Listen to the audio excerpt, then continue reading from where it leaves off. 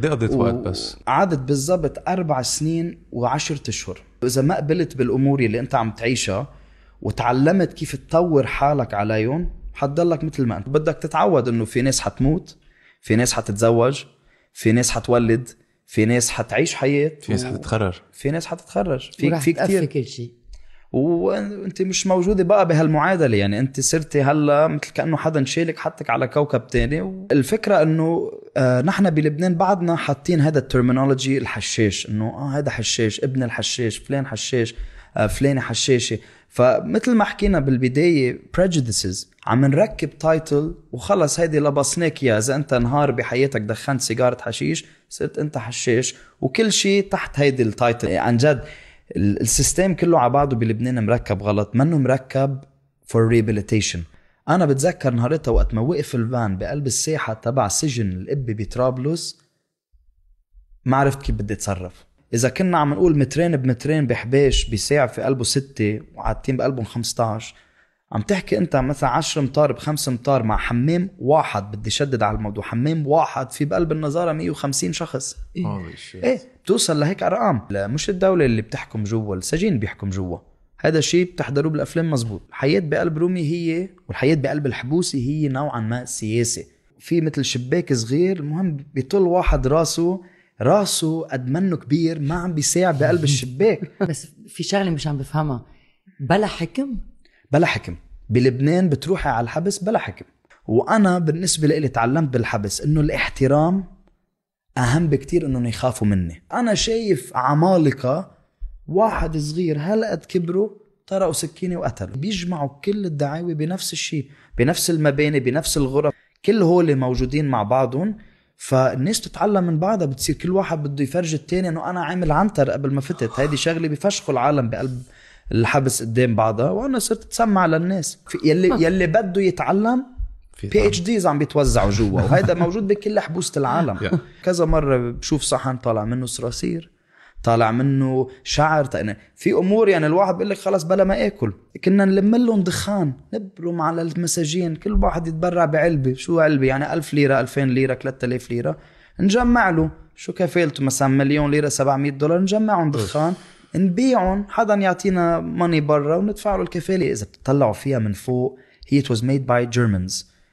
رومية is made بطريقة الساين تبع المرسيدس. كانت دعوته بتضحك كتير، كان يكب حشيش عند إسرائيل.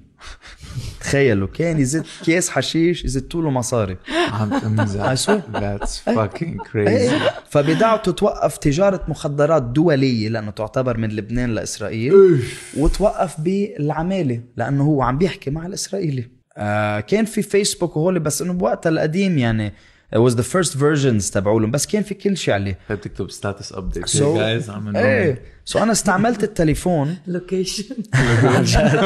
صار في فتوى انه لازم يقتلوا كل عملاء اللي تصرفوا مع إسرائيل. انه هيك بين بعضهم المساجين قرروا انه هلا مدام ولعان الحبس هيا بنا. الاغتصاب كان شيء مكره بقلب الحبس، بدنا هذه شغله. وشغله تانية، الاغتصاب داخل الحبس كان شيء مرفوض، كانوا يفوتون مقصوصين. شو بس كلمة العالم اللي ما استوعبوا هالفكرة.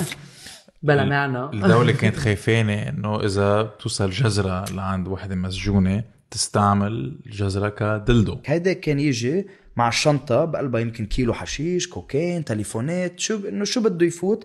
هيدا الشنطة كان يندفع عليها مبلغ مال لتفوت. كان يجي هالعقيد يعطي الشنطة للنقيب، النقيب يعطيها لعسكري، والعسكري يزتها من بناية لبناية.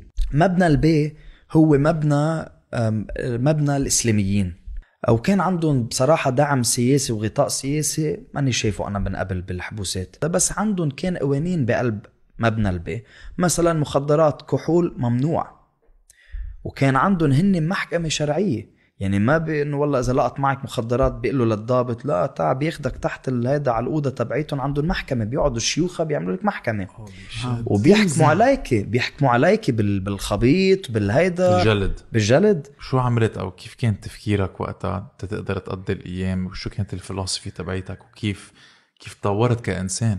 with time الديفنس ميكانيزم اللي بدك تستعمله هو إنك تفصل. بدك تقطشهم انطر لتوصل امي لعندي، بس كنت اكره انه تجيب لي غراض معه. لأنه بعرف إنه عم تتعذب بين كل هالتفتيشات لتوصل لعندي وتحملهم كل هالعذاب، وكنت اتطلع عليها شوفها هي وجاي لعندي، كان يحترق قلبي وقد ما خانقها وقلها يا عمي إذا بتجيبي لي مش حاخدهم منك بقى. الإمان ما فيك، لأنه آخرة نار الحبس هو المايكروكوزم تبع لبنان، هو صح. لبنان المصغر، أنت عايش بين كل الضياع وكل الطوائف وكل الناس وكل السكشوال اورينتيشنز، كله موجود جوا بهيدي البناية وش بعضه بدكم تتأقلموا. والمشكلة إنه أكترية الناس مثل ما نشوفهم بالطرقات بلبنان ما بيعرفوا يعيشوا سوا. طب كيف إذا جبرتيه بين 4 حيطان؟